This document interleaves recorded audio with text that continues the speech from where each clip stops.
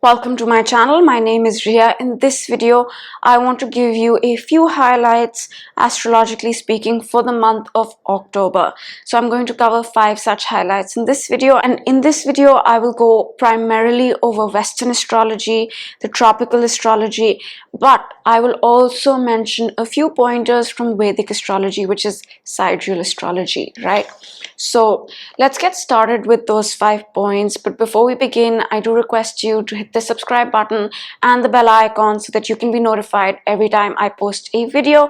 And on my channel, I do post new moon horoscopes, full moon horoscopes, and now I'm going to start posting a few other videos as well, so you can look out for those if you are interested. Now let's get started with those 5 points. So the first highlight for this month is that planets will go direct, right? And in the month of September, a lot of the planets were retrograde. Mostly the planets were retrograde. Mars is direct and Venus is direct. The sun and the moon never retrograde, so they're always direct. But apart from that, right, all the energies, all the planets were retrograde in the month of September. Right, from Mercury, Jupiter, Saturn, Pluto, Neptune, Uranus, Chiron, all retrograde. And this is significant because when planets are retrograde, it's a period of review. We review things from the past, right? And what this can make us feel is that we're stuck. What this can make us feel is that there's no forward movement. And this is more so when a personal planet like Mercury is a personal planet, is retrograde. And Mercury rules communication, right? Mercury is the planet of our communication. So when it retrogrades, communication can really feel like nothing's moving, right? If you're waiting on an application, if you're waiting on an email, or if you're waiting for a person to call you back or get in touch with you, that sort of thing can feel like it's just not moving. It can feel really stuck. So Mercury went retrograde around September 9th, right? And since then it has been retrograde. So this feeling of feeling stuck, or feeling like things are just not moving, was very prominent in the month of September. But October is going to be slightly different, and that's because at the beginning of the month, around 2nd and 3rd of October, depending on your location, the date can vary a little bit, Mercury will get out of retrograde. It will go direct. So that slowdown that we've been feeling so acutely, especially to do with communicating, or the things that I mentioned, the email, or just thinking in general, not knowing how to move forward, because Mercury is also thinking, so clouded thinking. All these things can be really prominent. But now October 2nd, 3rd, when it goes direct, things can feel like things are picking up, right? Communication can get back to normal. And on October 8th, Pluto, the planet that rules our fears, our subconscious mind, our psychology, is going to go direct. It has been retrograde since the month of April, and Pluto, it's the planet that's furthest away from us. So we don't feel it that much, but we still feel it slightly, and it's been retrograde, appearing to move backwards since April end, right? And when it is retrograde, we review a lot of psychological work we've done. We review a lot of work we've done regarding fears, regarding control, regarding the deep subconscious stuff that's buried within all of us, right? It's about working on those things and improving them. It's a very subtle subconscious process, so we don't feel it much. But we've been working on the same subconscious things, on the same psychological things, since Pluto has been in retrograde motion. And now that it's going to go direct, right, we might find resolution, or we might come to terms with these subconscious things that we have been working on. And that's because it's going to start moving forward, and it starts moving forward, goes direct on 8th October. So we'll feel a subtle shift. We'll feel a little more unstuck, you can say, as October 8th comes by. And then on October 23rd, Saturn is going to go direct, right? And Saturn is extremely important for us. Saturn is the planet that rules this material world, right? It rules the structures of these world. It rules the structure in our lives. It's also the planet of decisions. It's the planet of hard work, right? It's the planet of putting things in order. It makes us work. And wherever Saturn is in our chart, a lot of our focus and energy goes into that area of our life. So Saturn is extremely important. And when it is direct, we take decisions, we decide how to move forward, we structure things in our lives, right? We enter new territory, you can say. However, when it is retrograde, which it has been since June 4th or 5th, again, depending on your location, the date can vary. It's about reviewing those decisions. It's about reviewing the work we've done, right? Whether we worked on a business or a project or a relationship or anything else, it's about reviewing those things, taking a second look at those things and figuring out, okay, is this the best decision for me? Is this the best way to structure this project?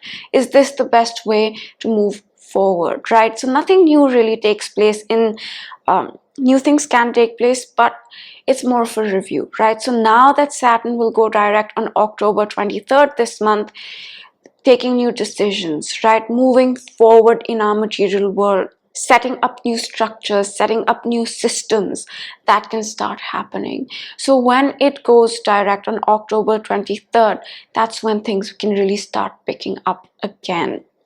So that's the first highlight for this month, that it will be a slightly different energy than the month of September. September could have felt really slow, especially after 9th, 10th of September.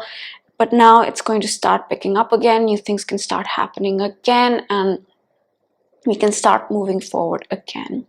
And in Vedic astrology, the placement of the planets will vary, right? The signs they are in might vary, not necessary. But the retrograde dates will not change, right? So I just thought I'd mention that real quick. Now, the second highlight for this month is that this is an eclipse month, right? We have an eclipse on 25th October. And eclipses are extremely important in astrology. Eclipses bring karmic events, fated events can take place, destined events can take place around eclipses. So we will have two eclipses in the coming months.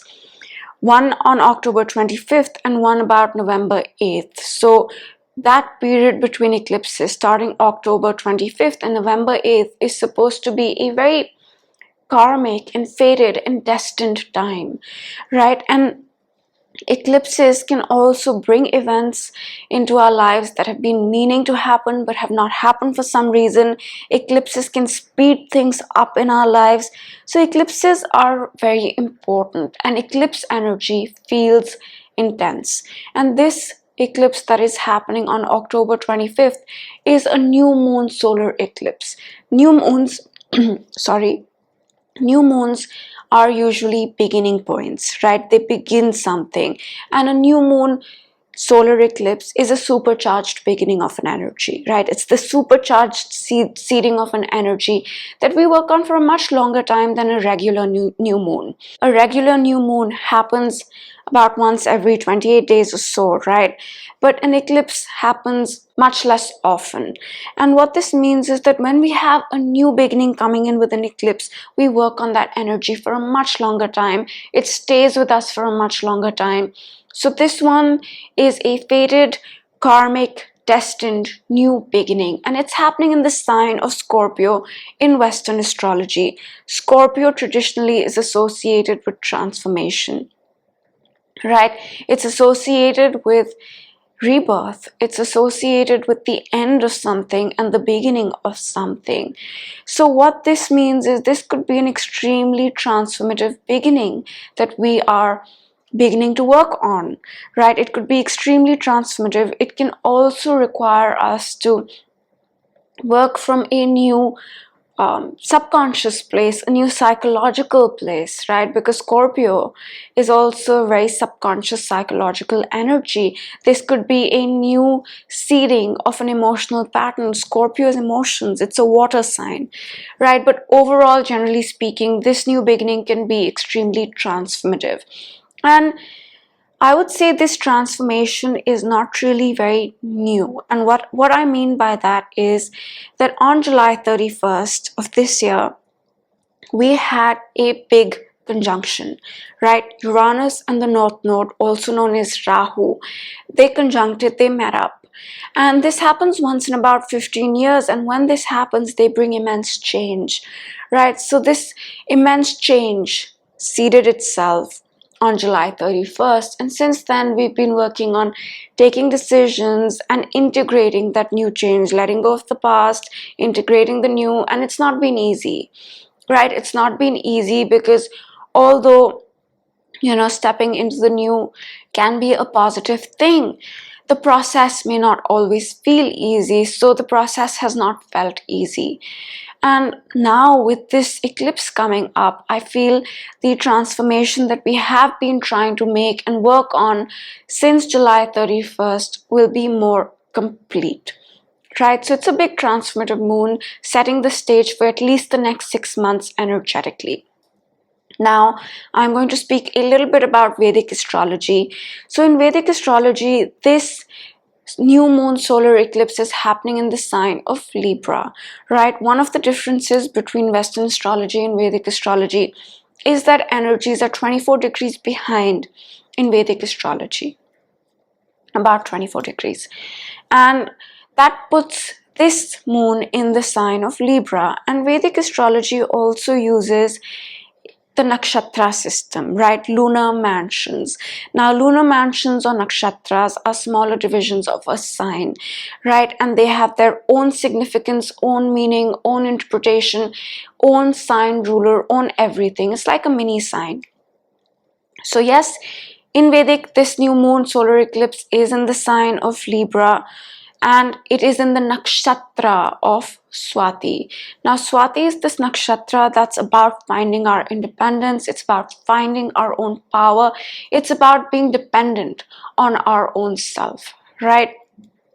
So what this means to me is that this transformation can really help us step into our own power, right? Own up all the changes that we have been making and, find our independence and freedom and authority in those changes. So very similar in the sense that it's about finding that independence in that change. And this again ties back to July 31st when Uranus and the North Node met, because in Vedic astrology they met in the nakshatra of Bharni, right? Bharni represents destruction for the sake of creation, right? It's this energy very similar to Pluto, to me at least, about destroying to create something. So this nakshatra happened in Bharni, and the interesting thing is that Swati is ruled by Rahu, the North Node, which is in Bharni right now. So it is connected to that Uranus North Node conjunction as well. And what this means is that this new moon in Vedic astrology is also about finding our independence in that change, making a transformation to find that independence and freedom in that change that took place on July 31st. So that's the second highlight. Things can really start to speed up. Events can start to take place, especially towards the end of October after Saturn goes direct on October 23rd and the new moon solar eclipse takes place on October 25th. The third thing about this month is that Mars will go retrograde at the end of the month, October 29th or so, right? And Mars goes retrograde once in about 2 years or so. And Mars is a personal planet, right? We feel it more acutely than, say, Pluto or Neptune. So Mars going retrograde can make things a little slow, right? So we have that speeding up of events, but with Mars going retrograde, it's not going to be full speed ahead, right? And Mars in astrology is the planet of our drive, right? It's the planet of going and getting something that we want, right? Taking action, making things happen. It's the masculine energy of the zodiac. So it's all about going and getting what it wants. And when it retrogrades, we can feel a slight slowdown in our drive. We can feel like, okay, I don't feel like working that much. I don't feel like going after this thing, right? So energetically, we can feel a little slowed down. Mars retrograde can also bring up past matters for us to review and take a second look at. But one thing about Mars retrograde is that energetically it can re-energize our chart in a certain way.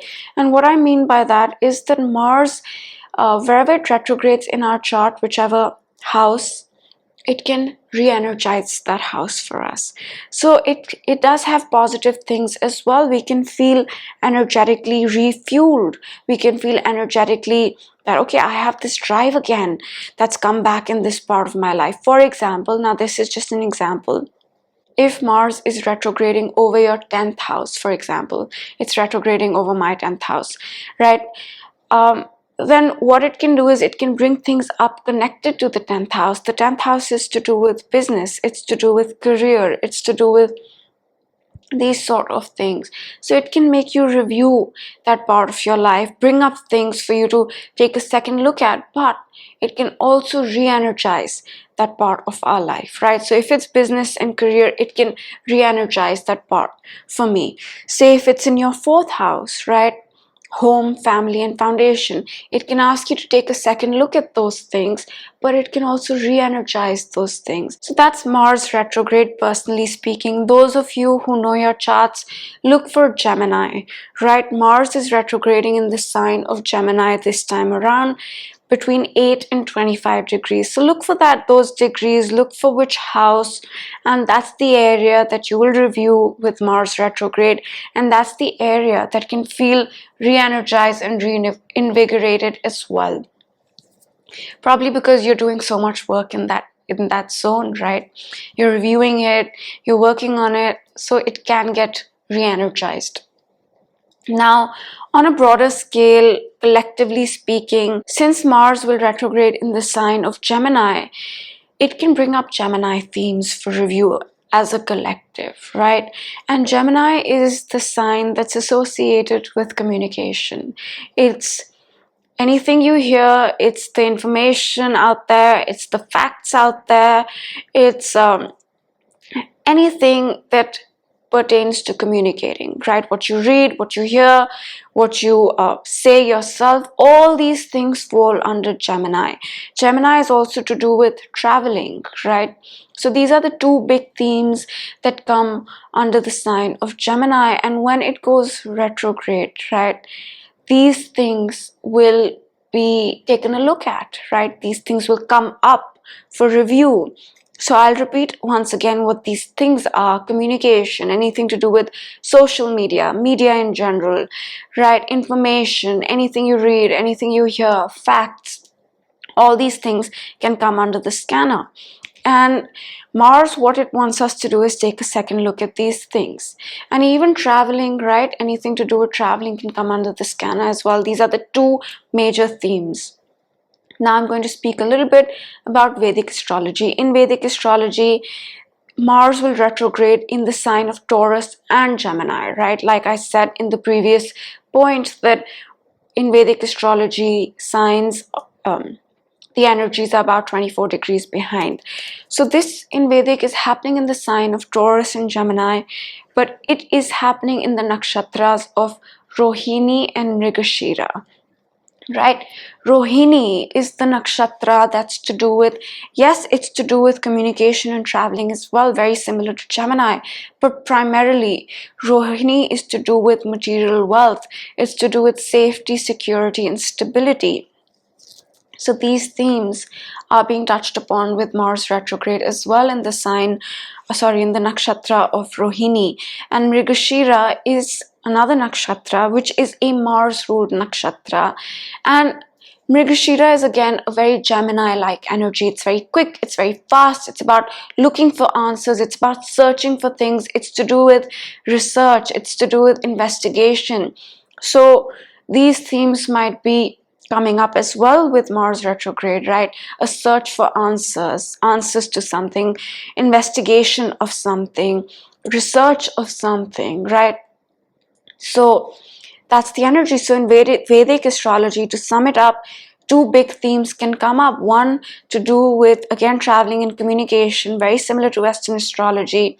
Two, to do with searching for answers for something, doing some research about something, an investigation about something can come up. And also, since Rohini is associated with safety, stability, securities, as well as material wealth, right? Those themes can come up as well. So very similar, but the focus on safety, security, stability, and wealth is more of a Vedic interpretation. But in Western astrology, we have the North Node, Rahu, in the sign of Taurus, and I have mentioned this in many of my videos previously, that the North Node in Taurus with Uranus there is really highlighting and magnifying Taurus.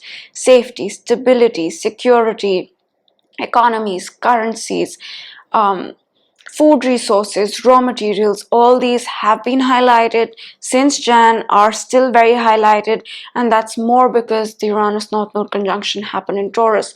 So either way, right, the financial themes, financial matters, currencies, economies, especially looking at the North Node placement in Western astrology, they are still going to be highlighted, but there will be a lot of focus on media, on social media, on what we hear, on what we have said, with the Vedic focus, research, investigation, searching for answers, all these things can come up as well. So a lot of focus on reviewing the media or information or communication, collectively speaking. Now, the fourth point is that the Saturn-Uranus square is active again, right? And to give you a little bit of context, Saturn and Uranus are two big energies, right? And they are making a 90-degree angle. And this is happening after about 20 years. The last time this happened was in the year 2000 or so. And now it has been happening since 2021, right? In 2021, this energy, which I will tell you about, was at its peak in Feb, June, and December 2021. Around March, April of this year, this energy started to ease off, but now it's active again. And what this means is that Saturn is the planet that rules the traditional. It rules the structures that we have built. It rules, the material world as it is. And Uranus is the new, it's the change, it's the future, right? And square, the configuration that these two energies are making, represents friction. It asks for change, right?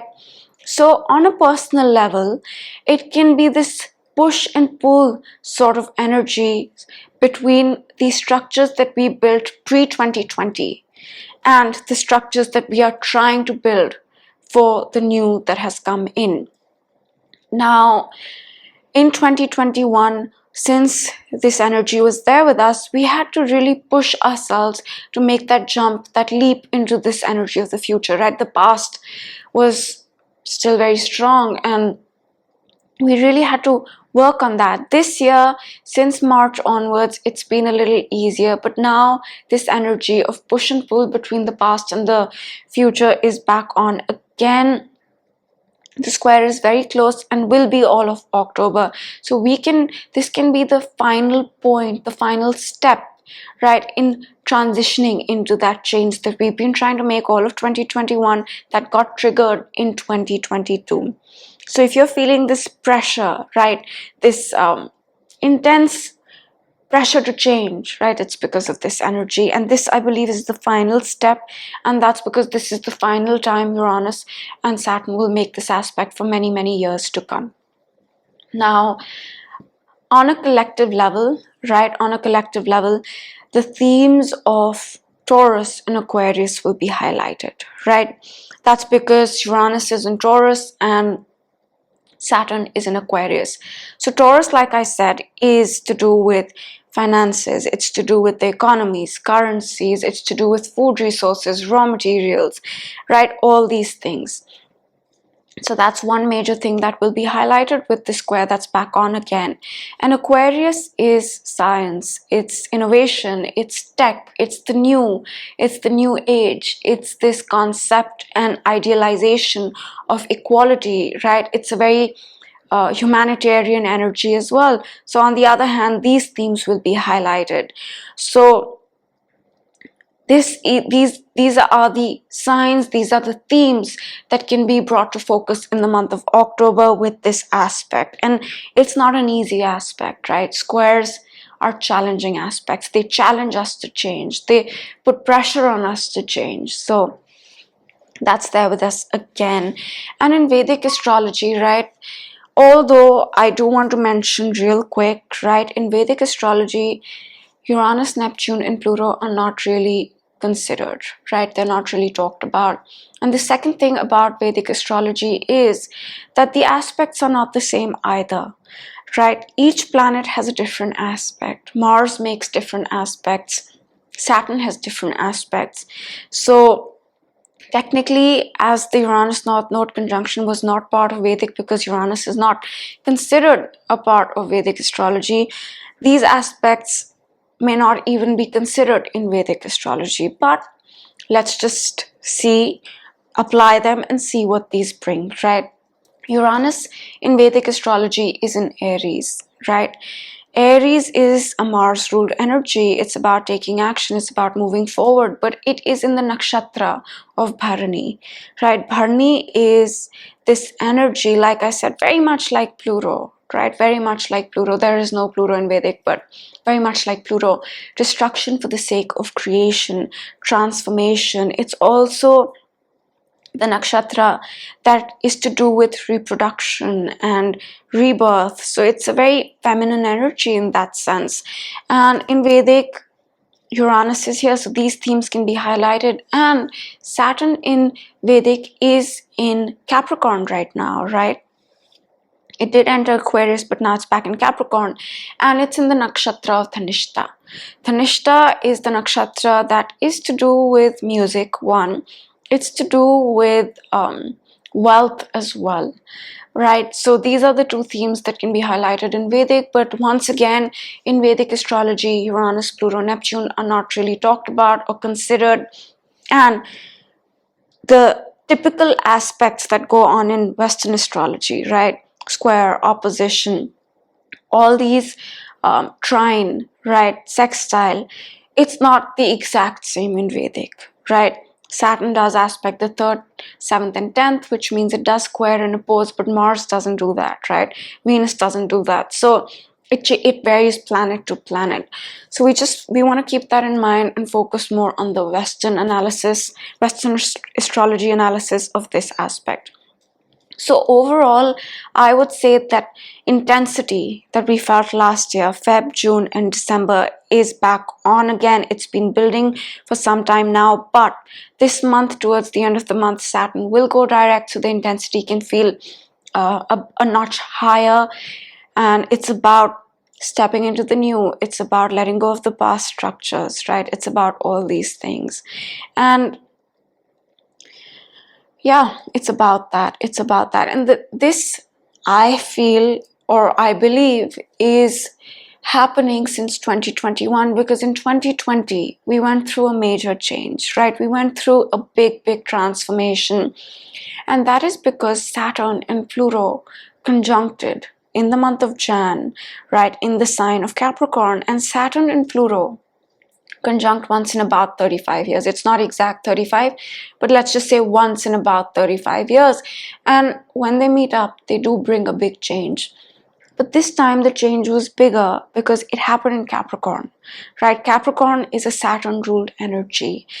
Saturn is the structure of this material world, right? So the change, the big energy of change happened in the sign that is about our material world, right? That's why we felt it so acutely this time around. And in March, what happened is that Jupiter met up with Pluto, expanding this energy, right? So since then, we've been in this new energy of change. And in 2021, I believe what happened is that, okay, let me backtrack a bit. In 2020 December, Saturn entered Aquarius for good. It was there between March and June of 2020, but then it re-entered Capricorn and it entered Aquarius again December 2020. And Saturn likes to restructure things, right? And the Saturn Uranus square is helping us, although it doesn't feel good, it's helping us embrace that big change that happened in 2020. It's saying that the structures that were built previously, they're not going to work anymore as such. You have to find the new structures, the new systems, Saturn, right? There's a lot about Saturn right now, and Saturn is very strong in Aquarius. It used to rule Aquarius. Uranus and Taurus, not so strong. Anyway, I digress. Coming back to the fifth point for this month. So Jupiter is going to re-enter the sign of Pisces on October 28th, I believe. Yeah, around then. And Jupiter has been in the sign of Aries since 10th of May of this year. And Jupiter in Aries is a very different energy than Jupiter in Pisces, right? Jupiter in Aries is about new beginnings. Aries is the beginning of the zodiac, right? And Jupiter takes 12 years to enter a sign. So it's entering the sign of Aries after 12 years, and Jupiter is a magnifier, right? It's also the planet of blessings and lessons. And in Aries, it's magnifying Aries, right? It has been since 10th of May. And Aries is about taking action, moving forward. It's about making things happen. And Aries is a Mars ruled energy, right? And Mars is the planet. Mars is the warrior. Mars is aggression as well. Mars can be violent as well, right? Those are the more negative manifestations of Mars. But the positive manifestation of Mars is this ability to go after what you want and really make things happen. And Mars energy, if used well, can give a lot of discipline as well. So the negative is that it can be a very aggressive, violent energy. The positive is that used well, this can give us a lot of drive to make things happen, to accomplish things, and a lot of discipline as well. So Jupiter in Aries, magnifying this energy of Mars, of Aries, of making things happen, taking action, right, of going after what you want, of new beginnings. But the negative manifestation does get highlighted as well. But now it is retrograding back into Pisces. Pisces is very different. It's the last sign of the zodiac. It's where things close out completely. It's where we let go of things completely. Right? It's to do with closing out past chapters. It's to do with endings, losses, spirituality, drugs. It's about spiritual things. It's about letting go. So Jupiter is re-entering that sign, magnifying these themes once again, about letting go, about closing out past chapters, about endings.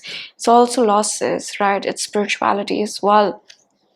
So these themes will be magnified.